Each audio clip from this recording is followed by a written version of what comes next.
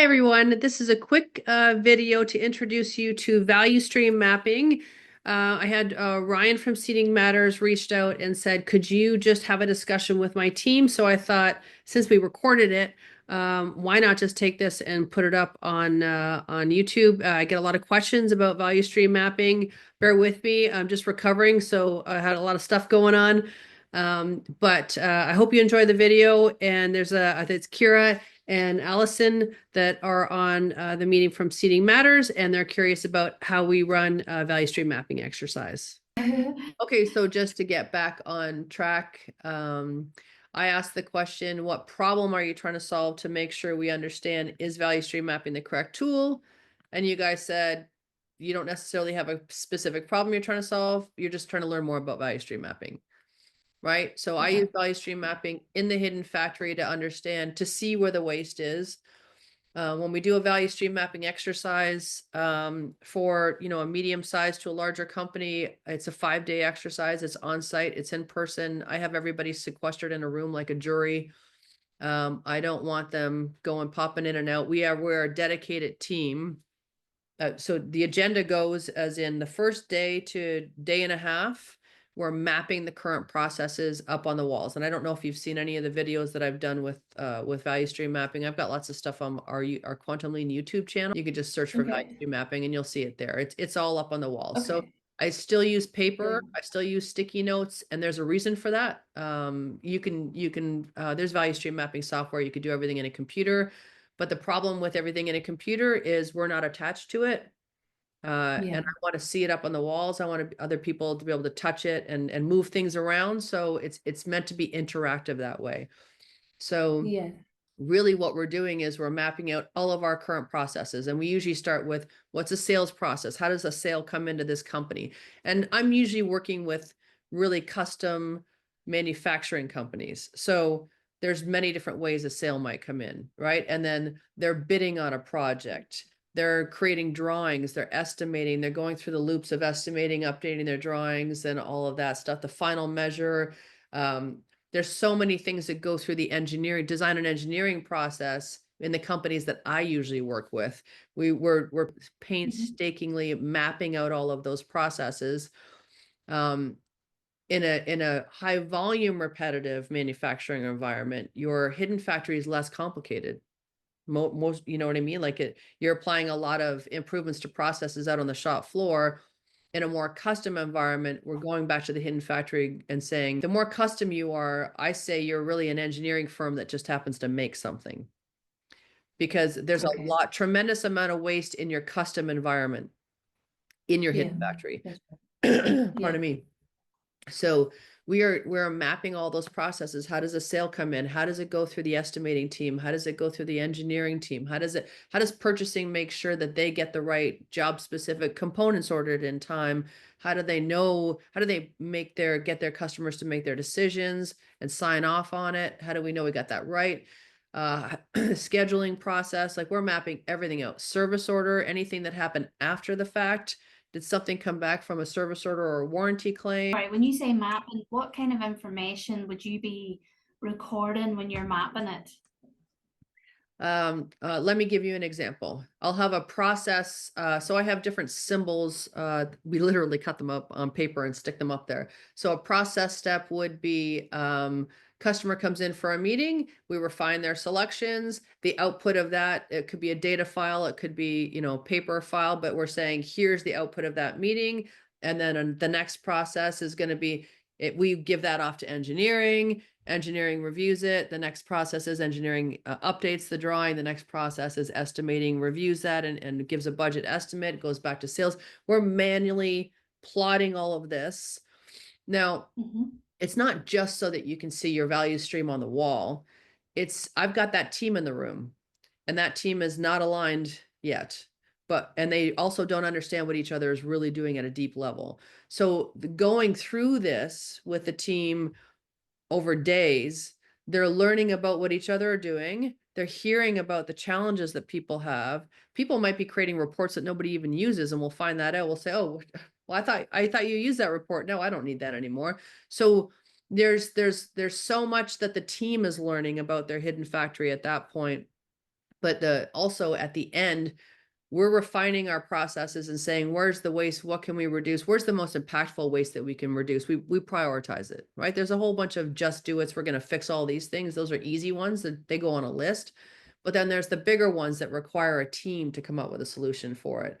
Maybe we say we can't see lack of flow through the hidden factory. So the team's going to work on the solution for that. And the beautiful thing about this is at the end of the week, everyone's aligned. Whether you agreed on the solution or not, you agreed to, the team decided this is the best way to move forward. So now you have an aligned team moving forward. They're clear on their priorities. They're clear on the problems that they're solving.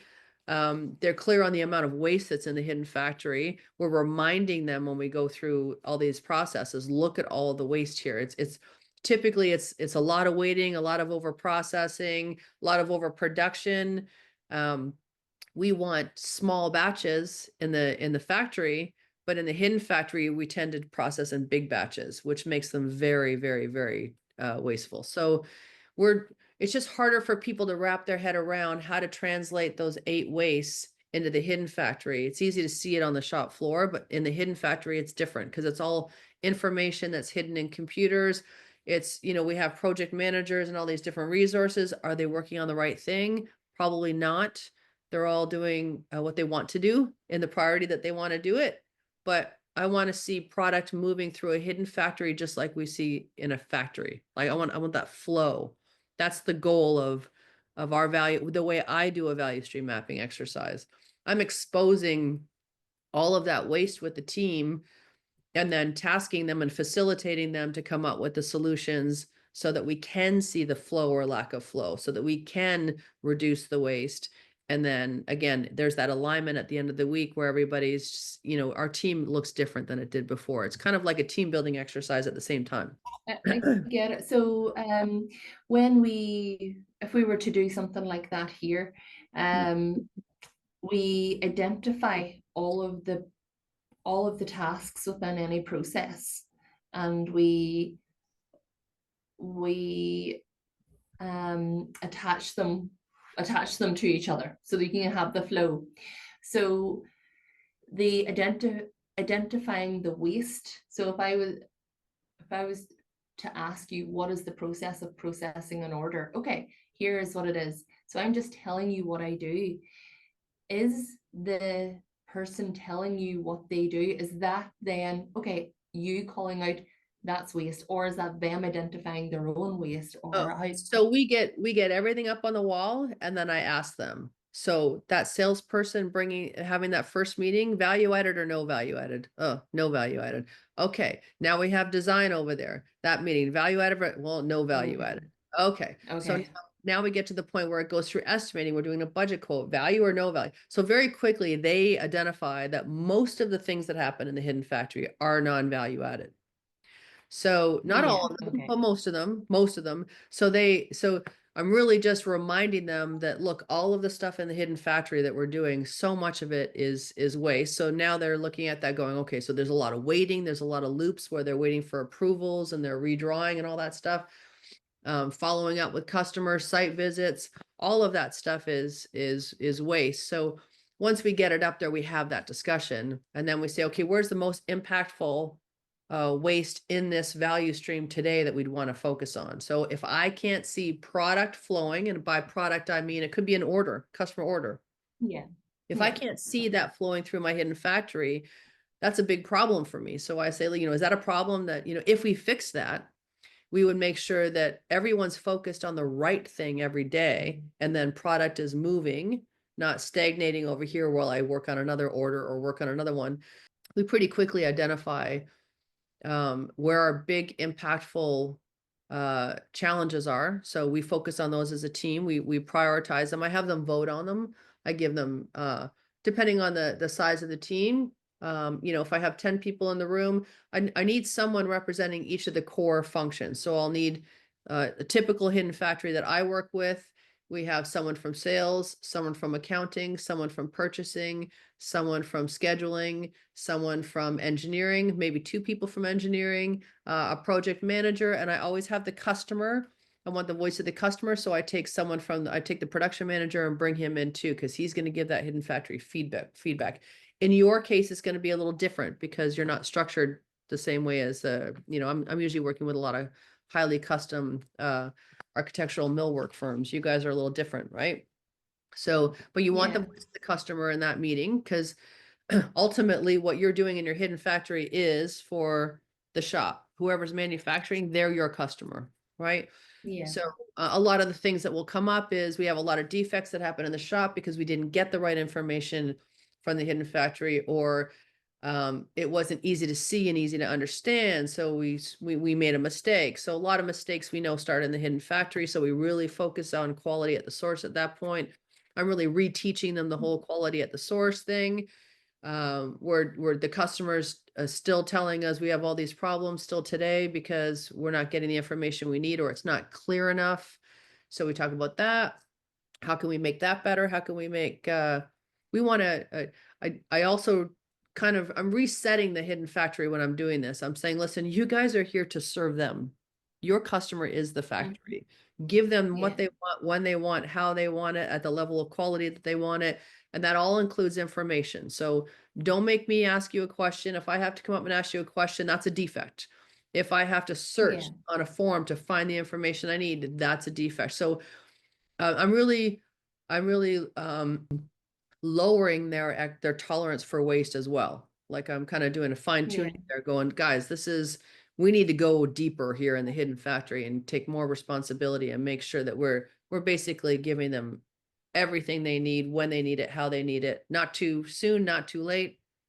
So there's a lot of those little teaching moments that are happening through the value stream mapping as well, right? We Yeah. talk about internal customer, internal supplier, making sure that we realize who my internal customer is and how are we going to make it easier for that guy. Yeah. So I don't know, I might be going into too much detail for you, but so the first day and a half No, no, to not 2 days we're mapping. Then I get them to do a sticky note exercise where I give them different colors of stickies for each person. Then I say, what bugs you about these processes that we just outlined? So people will go up and start putting their stickies on the wall. I don't like that for purchasing. Sometimes we have to hold off scheduling because we didn't get our product in time, or um, I struggle to get 3 quotes because that's our rule, and the vendors don't want to quote us anymore. Like there might be everyone's going to put their own stickies up there, and then I do an exercise where we go through and we kind of combine them and go, okay, these stickies here all kind of fall under the same thing. So that's helping us determine where's our biggest amount of waste in the hidden factory as well, right? Because yeah. it gets pretty clear after a couple of hours. Here's our big priorities, where we all agree is the most amount of waste, most impactful amount of waste.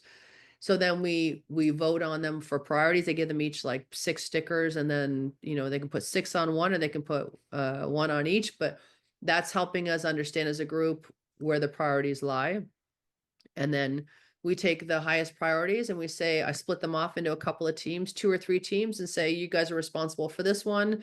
You guys are responsible for this one. Then I facilitate them through their problem solving.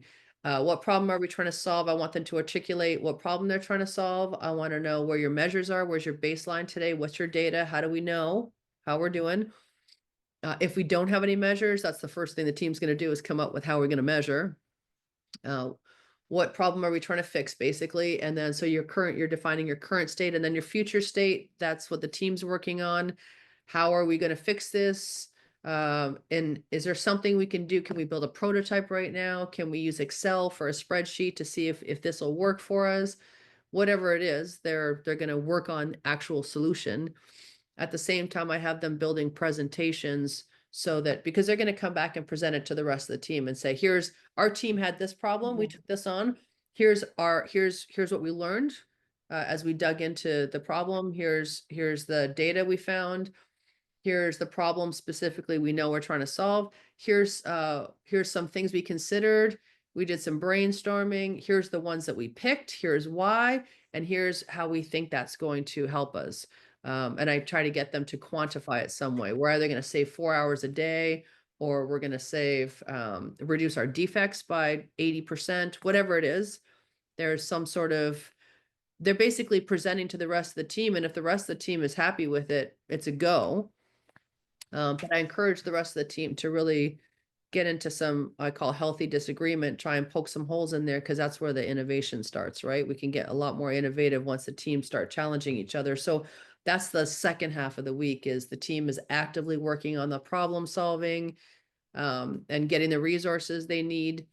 And if they can't solve it that week, they're planning, they're showing us a clear plan of how they're going to solve it. Because they might say, oh, I need this, I need to buy this, I need to get this technician in, I need to get this expert help, whatever it is, but we need to see the plan. Yeah. And then we close Okay. it out. We close it out at the end of the week with a presentation to the owners or the champion of the team. It could be a CEO, it could be a CFO, but we're closing it out formally and saying, here's what the team did, here's what we saved, here's what we, here's all the different wastes that we encountered that we reduced. So it's there is a formal process there. I also have that group, the executive group, be there when we open it up too, to say, here's what our goals are, just a quick 5-10 minute discussion with the team. They go away and we bring them back in on Friday and say, here's where we are. If that helps you guys with any of your issues, but that's how I run a value Yeah. stream mapping exercise. It just seems to work really well for us. Do you close after the event's closed on the Friday, Len? Do you then would you have like a list of actions that you carry through to like the next 90 days or something, or? So I provide them with an action item list. I capture everything that they said that they wanted to improve, and it's prioritized. It's in list of priority. So anything that they voted on bubbles up to the top, and everything else just gets to the bottom of the list. If I have time, and generally we do, I get an owner beside each of those action items and a date, a target date, and then you guys take that and follow that up weekly. You just make sure we're driving improvement. It's basically your list of improvements for the next X number of weeks that you're going to make in your hidden factory, right? You're just going to keep banging through that list, knocking them off. But we're going to try and get the big ones solved with the team in the room that week. Yeah. Okay. Yeah. And in your experience working with teams in that form of events, have you found that not having everyone in the room can be an issue sometimes if you're changing somebody else's process, or if you're I'm just imagining, do we need everyone or do we not need everyone, or do we just need the influential people or the leaders? It depends. So if it's a really big team, we can't have everybody in the room. We want one or two key people from each area that they trust to represent them. Now, that person can still go out to that team while we're working on solutions and get feedback from them. It doesn't mean that they can't use them. It just means that they're not in the room the whole week. So when they're in their problem solving phase, they're reaching out to other people and they are getting input still. So people shouldn't feel some people might feel like they're being left out, but that's why I would explain it properly in the beginning. And then I would say the next time we do another value stream mapping, or the next time we do a kaizen event, we're going to pull you into that so that people don't feel like they're not going to be heard. Yeah. Okay, that's good to know. That's really interesting. I like the idea of the hidden factory. I love that. I like the idea of highlighting all the processes. Do you do much value stream mapping in the actual factory, or is that I don't. I do it. like after that? I stand out there with the team. If I'm working on flow in the hidden factory, I'll do a little training on flow, maybe in the office where it's quiet. We'll draw some pictures and stuff, and we'll talk about flow. We'll talk about theory of constraints and all that stuff. And then I'll take them out to the shop floor, and then we'll start working together. Not value stream mapping, because it's so easy for us to see right then and there where the waste is. And I mean, you can use value stream mapping to fine tune all of those individual work cells or operations for sure. I just like to do it while I'm on the shop floor with the team. It's pretty easy for us to identify where the waste is, and people already know, right? The guys that work there all the time, they know where the waste is. So I don't bother to formalize it like that. But a lot of companies do. I mean, I spent 29 years in automotive, and in automotive, we would draw all the pictures in the software and do it all that way, but I could do it faster if I'm just out there on the floor with a group of people. So it depends on what works for your company. Yeah, I think what works for our company is the way that we've been doing it. Kira's background is the same as yourselves in automotive, so and it was very much she was going, oh gosh, what's this call going to be? Are we going back to where that used to be? And the way it is now probably is like how you do it on the factory floor. But I Yeah. like the event that you have that allows people in the office, because it's a difficult place to see waste, or for people to identify that this is just a process that someone added because there was a defect 6 years ago and it's still there and we're still doing it. Like that's the type of thing that It's too nebulous in the hidden factory to solve problems. Things are hidden. I can't see what you're doing. You're in your office all day. Where's the product? Things are in computers. I mean, we might have old forms in computers. We accidentally bring up the wrong ones, and now we've caused a defect. There's the potential for waste in the hidden factory is, in my opinion, way higher than the shop floor because we yeah, can I see, agree. and we Yeah, also absolutely. we also hide our mistakes. We don't talk about them like we do on the shop floor because you can see it on the Yeah, shop floor, but we don't advertise our mistakes that we make in the hidden factory unless you're a very mature, which you guys are a very mature lean group, but you have to really expose it. And then, I mean, a lot of times yeah, we don't want to, it's like we're telling on someone, we don't want to bring it up. yeah, So if we teach people to talk about waste like we do in the value stream mapping, it's always about the process, not the person.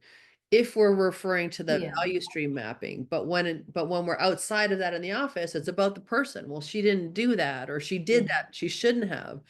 Where with the value stream yeah, that's mapping, great. it depersonalizes everything, and it really everyone can then go, oh yeah, look at the waste there. We need to do something Mhm. about that. So it brings the team together. I find that a lot of the times the factory feels like they're being picked on, and they're like, yeah, everybody thinks we have so much waste here, but we have this office up there, there's waste there, and they don't even admit it. So I use this value Yeah, stream mapping as a kind of a way to bridge the gap between the factory and the shop, because or the hidden factory and the shop, there's always a wall there. So yeah, I do a PR campaign and say, listen, the hidden factory knows they have even more waste than you guys have. They are now investing in exposing it and training their people. So that goes a long way to bridge the gap between the shop people and the hidden factory people. It just another way to yeah, allow that team to come together and go, listen, we got a lot of waste. We realize it. And then encourage you to, after you have it all mapped up on the walls, to bring some people from the shop through and go, look what we found. yeah, Look how yeah. complicated it is in this hidden factory. So, and that helps bridge that gap as well too. So it can be, I would use as much of the public relations as I could going through the value Yeah. mapping exercise to help bring the shop and the hidden factory closer together. It's a great time for the hidden factory people to be vulnerable and say, yeah, we're there too. We found lots of Yeah. waste. We have lots of work to do, and we're going to focus on it. It's important.